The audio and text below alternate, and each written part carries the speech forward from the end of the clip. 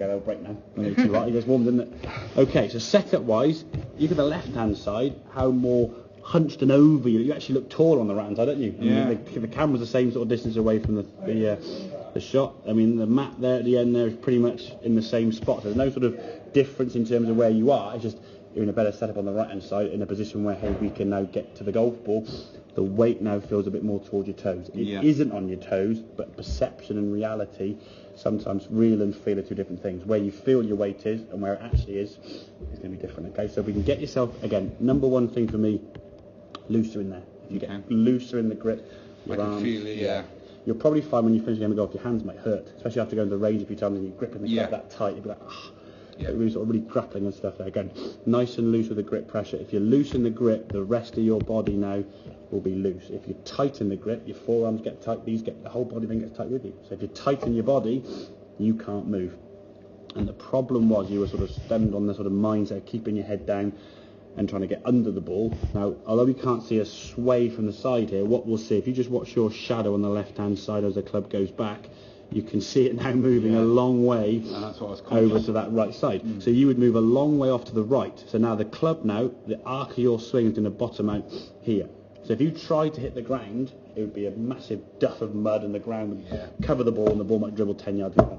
So therefore you would hit some shots and go, if I hit the ground, it's a bad shot. Let's miss the ground. Then you try and miss the ground, and then of course then you're missing the ground and missing the ball in some cases, or just topping it at best. And if the weight's back on the heels and you're leaning back on your right side to start with, the chance of you getting back to that golf ball, the club's going to seal very, very short. You just catch top of the golf ball there and just bumble on the ground there. You can see your left toe, because of moving your left toe there, that's lifting off the ground there, so it's just your weight's moving back on the heels. So you're getting in a position now where that right foot doesn't really move at all. So the majority of your weight is stuck back on that right foot. Very, very limited movement, okay? Results in the shot you were going to be getting, okay? So now we're in a much better position in terms of looser grip. Weight's going to feel a bit more towards the toes. It's probably more over your laces, but it feels toes to start with. That's going to be fine. Look at your shadow now. Staying pattern. There you go.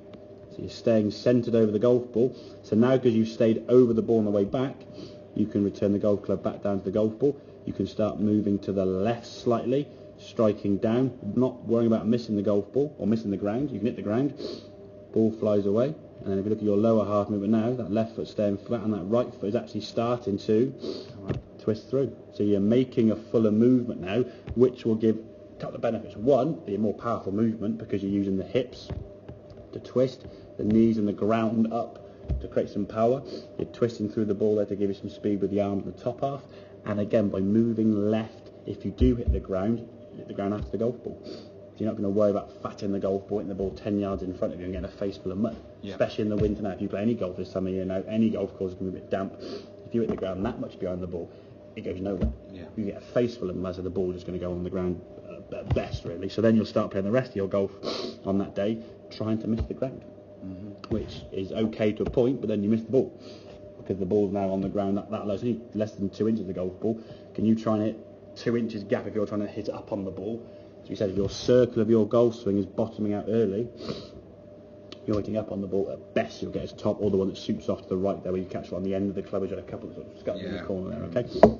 Okay, so summarise then, we said setup, feel a bit more toes to start with in terms of your weight distribution, and you're a bit closer and more on top of the golf ball, so you've gone from being sort of right down here, sunk back on your heel like a squat position and reaching out. We're just a bit more on top of the ball now, so we can reach the ground a bit easier. It'll give the impression the club is actually now a bit longer. Club not changed length, but it'll feel that way. And then sort of 2 words you said in terms of swing: centred on the way back. Again, your shadow's a giveaway there, and then left on the way through. If you can practice that foot action with the movement there, club on your left foot and just rotating the hips like so, trying to get your hips to sort of rotate as close as you can towards 90 degrees. If you can get anywhere near that, that'll be great. And if you do that twice a day, brushing your teeth, hey, by a week, that's 30 minutes doing that a week.